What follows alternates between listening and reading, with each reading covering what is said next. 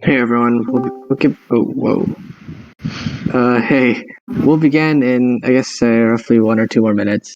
Let's see if everyone else will join, and then we'll go ahead and get started.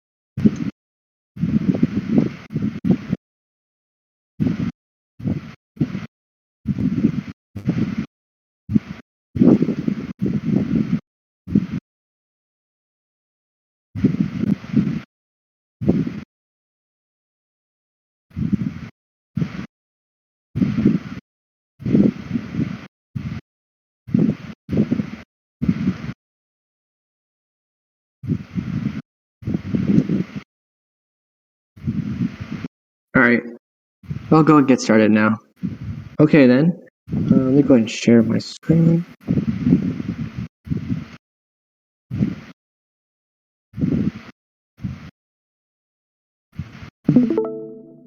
Okay, so, welcome to, I believe this is the 6th video, but this is probably going to be our last Unity video.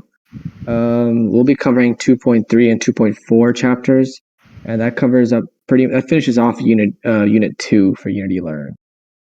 So we'll be going over, I believe, a bit of collision detection, how to spawn these animals in a certain specific order, and we'll do a premature game over. It's not like a complete game over, just like a small message in the debug screen. And that will pretty much finish off our game. So let's get started. One thing I do want to keep in mind, for those of you that were here last time and were also following along, the reason the project wasn't working last time was because you have to apply certain things to the actual animal. So in your prefabs folder, if you click on the animal, we have to have the destroy out of bounds script. And if you click on the food, you also need to destroy out of bounds script. See, if you didn't have that, see, I'll uncheck it for now. I'll show you. I'll keep that, but for Control S, move back, and then, so if I click play, and if I shoot, you can see that objects on this left aren't actually disappearing, and this can really like lag up the entire system because there's so many of them. So our destroy out of bounds script that we had last time, you want to add it specifically to the prefab or the item in here.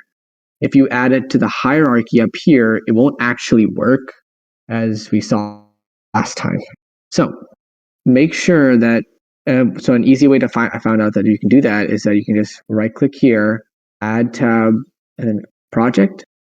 And then, so if I just try to show you on here, click on scripts, and I can delete this. No, whoops. Close tab. So in scripts, open up a project. So say food, and then in project, you can just drag the out of bounds onto here. That's an easy way to do it. So go ahead and make sure that all of your items are good like that. And then we can get started. So first things first, currently our game will only have these 3 characters moving down, and then they'll disappear once they get off the screen. However, it's not really spawning. So for that, we have to actually manage our spawn manager. So right click here, create an empty, and then rename it spawn manager. And then after you do that, go ahead and go to scripts, right click here, and then create a spawn manager as well. You can name it the same thing. I named it spawn manager script just to differentiate the two. You can do the same if you want. Once you do that, go ahead and open it up. So let's just start off like this. Okay, well, everyone will have this screen. This is like my finished product. But first, what you want to start off is you want to add the public game object to brackets and then animal prefabs. So what we're basically doing here is we're creating an array of game objects to be precise. What we're going to do is that we're going to use this array. Okay, let me actually switch these around. This may make it easier to see what's happening.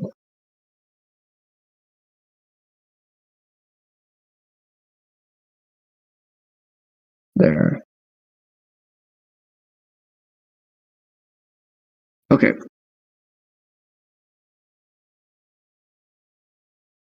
So as you can see, we have prefabs here. And then if we go back to our Unity,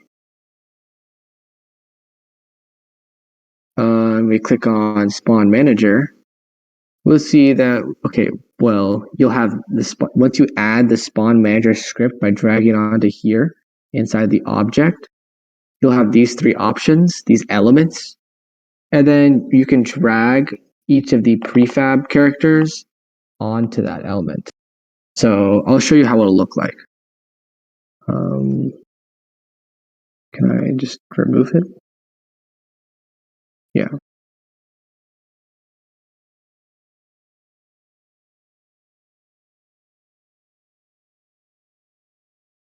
So it'll probably show up something like this. So on animal prefabs, this array, go ahead and type in 3. The reason we do that is since we have 3 objects. See, I have a bulldog, I also have a moose, and I also have a deer. So I want all 3 of those characters to go from the top of the screen down. So go into your prefabs, go ahead and drag each animal into the item in here. And then that's about it. Now, you do have to make sure you drag these characters inside the prefabs. You don't want to drag it from the hierarchy. And that's because, as I explained earlier, the prefabs are basically like, how should we explain this? They're basically the item that goes in the game. The hierarchy shows a base example of the item, but the prefab shows like a modified or upgraded item that will actually appear inside the game. So make sure to use the prefabs and not the hierarchy when doing this stuff. So next, we actually have to, spawn these characters in. Going back to our script, let's go and start typing in the update. So for now, let's go try if input, let's just set it to the key S.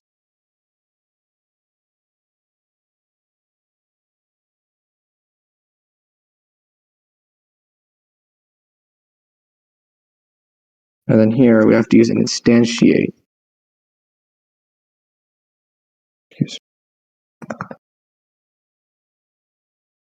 Oh.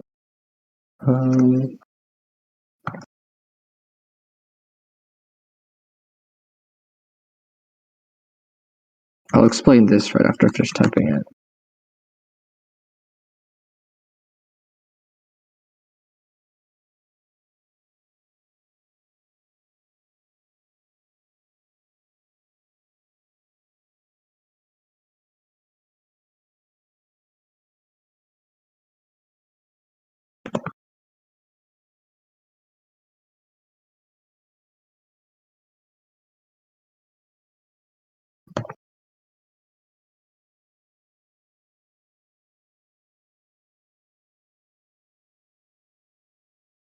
All right, so what I've done now is that I've created a small integer animal index. Basically, this is what will hold the specific value of what animal to spawn. We have 3 animals, so if you remember from our C# lecture, I talked about how arrays have a 0-based index. Same deal here. They're going to go from 0, 1, and 2. So going to here, see element 0, element 1, and element 2. What we're doing now is basically these are going to go into the array. So instantiate animals, prefabs, animal index. We're choosing a specific number. So for example, if this was 0, it'd only print out, or at least it would only give the animal doe or the deer. So it'll create the deer. It'll create a new vector for it. So like maybe to move down from a certain location, and then rotate. So move in that direction. But here's the thing. Although this technically does work, there's a few problems. So first of all, we're spawning this from an S, which means that whenever we type S, these animals will spawn. That's not exactly how we want our game to work. We want our game to have these characters spawn whenever the game is moving down, so whenever the game's starting. So we need to change that. But we'll change that a bit later. It's a bit more complex. But next is animal index and this new vector. Animal index will only have one specific animal to place. On the other hand, we also have vector 3. This is a specific location to start moving from. We want our characters or our animals to move from wherever on the screen, and we want all of the animals to come, specifically random. So we need to make a few changes. So next, let's go ahead and change the animal index to a different array. Whoops. So we want to make this an array. We can basically take this out. And instead we can put it inside here and get it ready early on.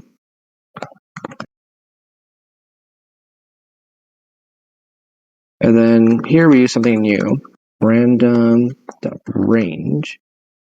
And then it's pretty self-explanatory, but it gets a range. And that basically gives us a random value. And we can, yeah. Okay, so now what we've done is we basically create a random range. So from 0 to animal index.length, and so length gets the amount of items inside the animal index. Oh wait, yeah, no, that was the wrong one. It's supposed to be prefabs. So it gets the length of all the items within animal prefabs. If you look at animal prefabs, we have 1, 2, 3 items.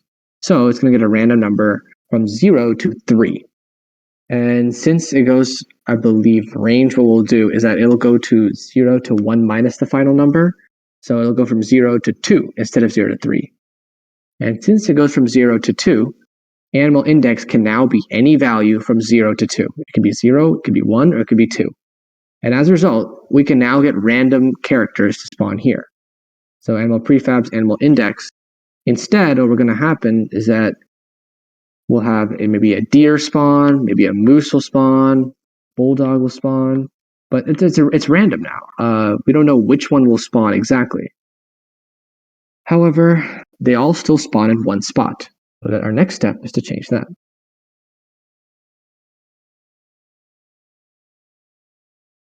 So for that, we need to change our vector. So this is what needs to be changed. We'll have to create a new vector. Let's call it, I believe, let's go ahead and establish a few ranges, maybe. This will probably prove useful. Float range, I don't know, x 20.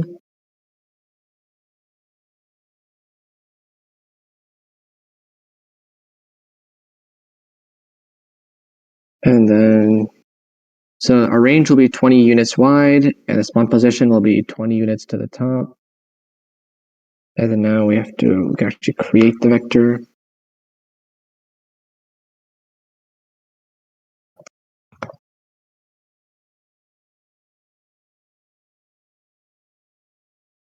And we're going to use random route range here as well.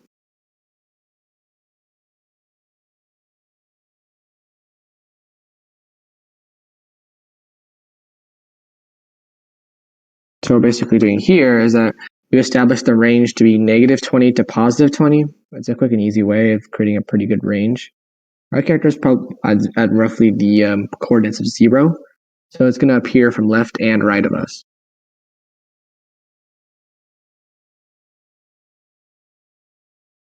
And then 0, and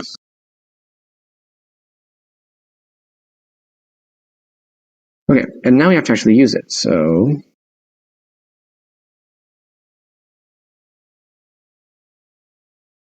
now both areas are randomized, and our program should work as expected. So I believe there's nothing else. Let's go try it.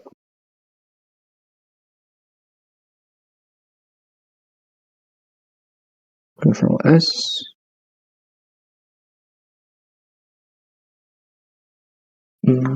Play. Oh, there's an error. Game object.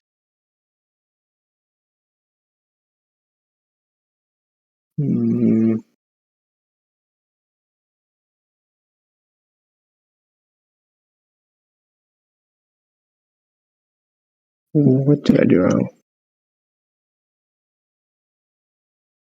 Oh, did I miss? It's supposed to be. Still no? Okay, what does the master copy have? Oh, it's a capital L. Okay. Well, that might be why, if anyone was trying, they were getting errors. This should work. Yeah. So, now if we click play, in theory, this should work. So, shoot, the clones just are disappearing. S. S. You can keep typing in S, and you can see a lot of characters appear. All of them disappear once they reach a certain point, and you can see that in the hierarchy. But it's pretty cool. So does anyone have any questions at this point? I'm not sure, but I may have been going a little fast, so just in case.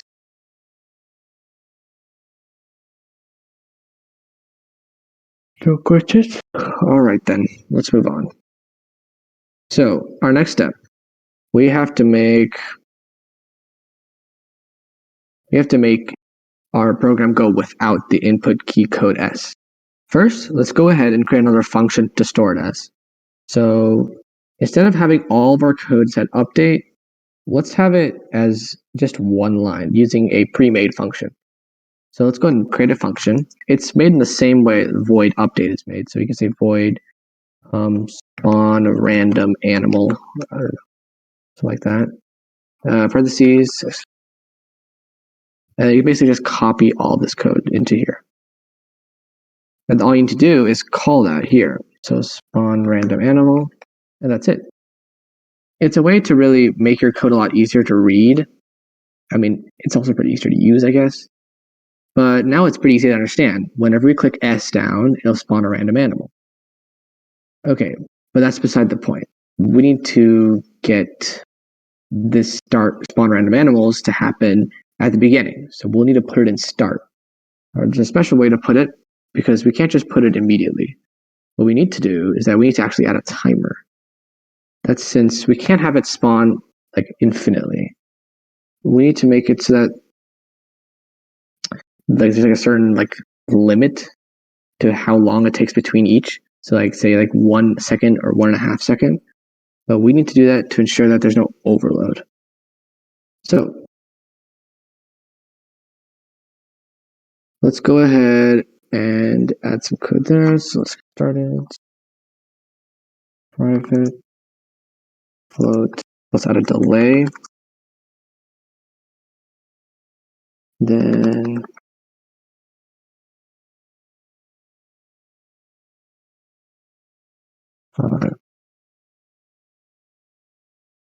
so delay roughly 2 seconds.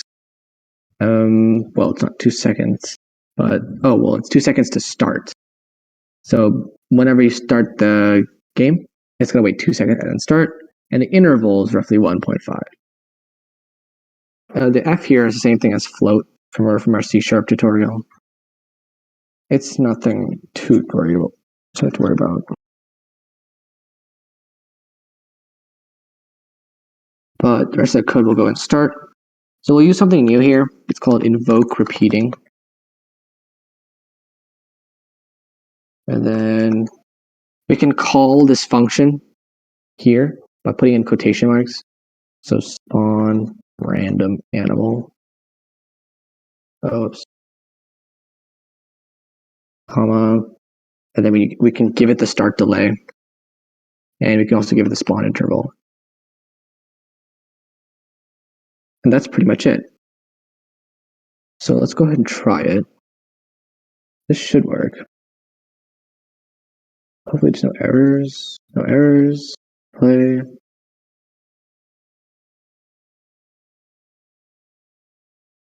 Oh, couldn't be called. Huh. Alright, that's weird. Oh, I'm not sure why there's a 0 there. Alright, let's try that again. Not sure why that happened. Yep. There's 1, 2, 3. As you can see, a lot of our animals are spawning at random locations. One in the middle. Hopefully one appears on the left side. There we go. But yeah, there we go. But as you can see, it's doing its job pretty well. And yeah, that's pretty much it. Now we have to do code and collision, because what we want is our character's bullets to actually hit the items. So let's go ahead and start off with collision. Now collision is a bit more complicated. There's more steps involved. So first of all, we learn about a bit about components. So as you can see here, say let's take the player for example.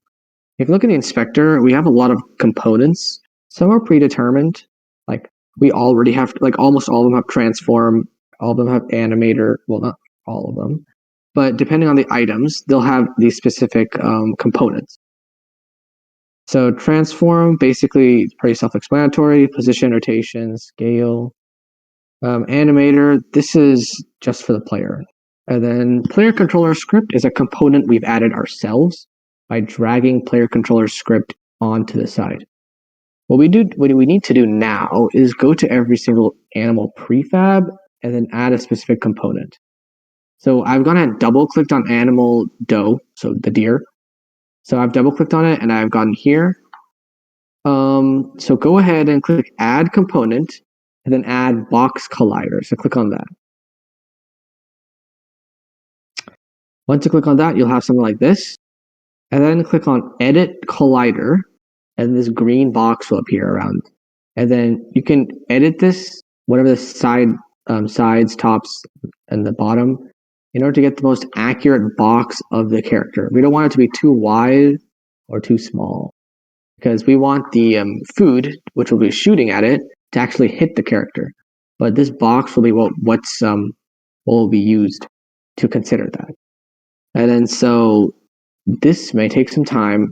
It took a little bit of time for me, not too long, but I don't know, maybe like 2-3 minutes. Make sure to do it for all of these. So do the moose as well, do the bulldog, and do the energy drink. Cool for me, energy drink, but the food. I'm quite positive the food will already have a, yeah, see, when I did this, the food was already set at this. This is it's a pretty good, more than enough. As you can see, like the box around it, it's already like quite well done. It's like exactly there. So you don't need to worry about this too much, but make sure you still add the box collider and you click is trigger. All of them, you'll need to click is trigger. Basically by clicking is trigger, you let the computer or Unity know that whenever something hits, this will actually, it can actually activate something. But yeah, basically, yeah. After adding all that, you don't really need this.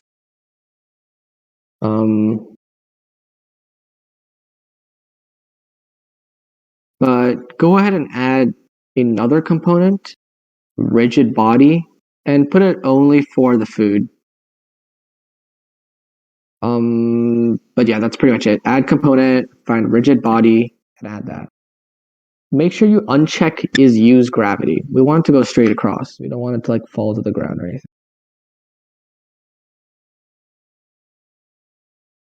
Is everyone good to go? Did everyone understand?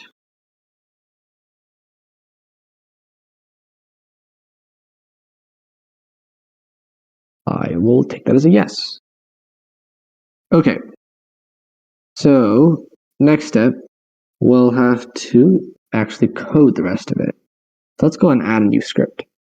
So in the scripts, well, first let's click back here. So we go back to the main screen. Then right click here, create C# script. Name it detection. Well, I call it detection CSS, but you need to call it detect collisions. That's all. Once you name it detect collisions, go ahead and open it up. So I'll open mine up.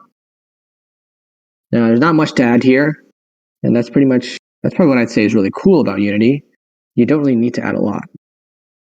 So for the detect script, all you need to add is a new function, the on trigger enter, and add a parameter collider other, and then just say destroy game object, destroy other game object, other dot game object.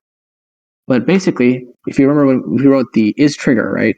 So whenever we shoot the food and it hits the other animal's box collider, and since we have a box collider on the food as well, once the box colliders overlap, the is trigger will happen, and then this collider will actually become true, and it's going to go ahead and destroy both items. It's going to destroy the food. It's also going to destroy the animal, which is what we want.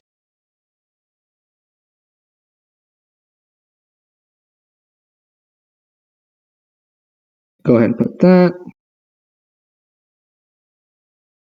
And then our final one, the next step is, well, let's go ahead and try it out. It actually works. Before we go on to the next step.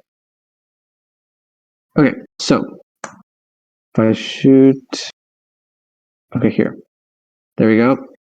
So it actually does work as expected, which is good. That's what we wanted.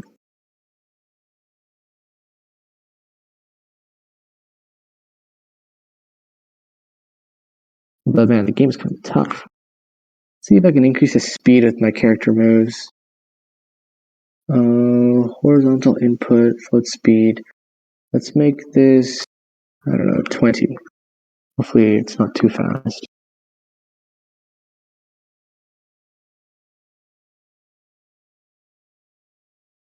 Seeing that much faster.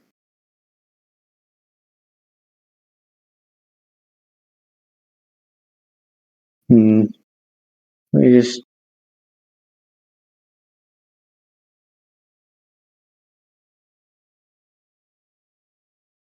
Oh, I can just change the speed in here. Oh, I forgot to save. That's why. Okay, let's try that. Yeah, that's definitely faster. And now I can get to each side.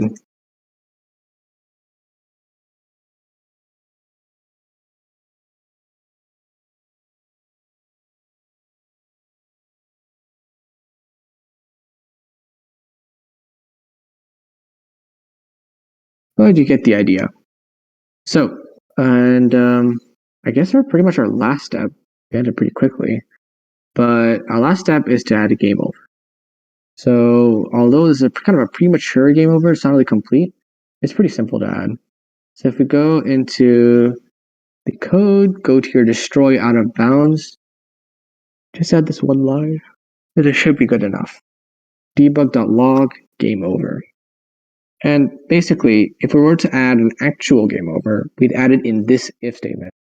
Basically, yeah, so basically this is really saying is that whenever an animal reaches that bottom border, do this code. So normally we'd also destroy the game object, but we also want to initiate a game over. For now, that's what we can do. So if this is click yes and start the game. I'm going to open up the console and still play. Oh, but so if you let this pass, see, you can see another one's being created. I'm going to let this guy pass. and another one's created. As you can see, if you pause it, it reads game over as a small writing up here. But I'm pretty sure you guys get the idea of how a game over will work. But, wow, that was quick. That's about it, guys, for Unity, at least for Unit 2. There's a lot of customization you can do here, and I hope you understand. Well, I hope you guys, if there's like one thing you took away, is that Unity is pretty easy to manage, also really easy to learn. Just takes a little bit of work to figure out where everything is, but that's pretty much it. Does anyone have any questions?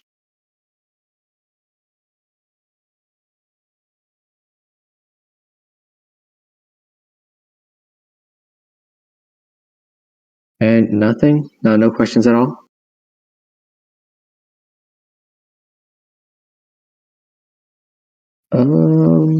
Was there anything else I wanted to?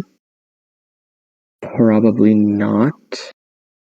I don't know. Did anyone make any like cool I don't know? Did they add like new animals or anything into it?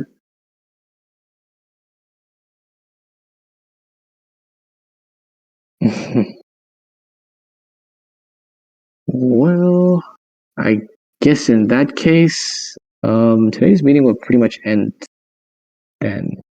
I did not expect it to not take this little time, but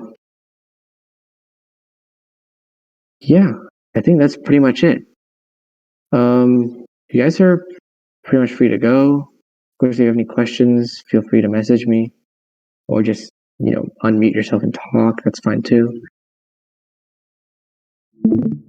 But yeah, that's pretty much it. Huh, that was pretty quick.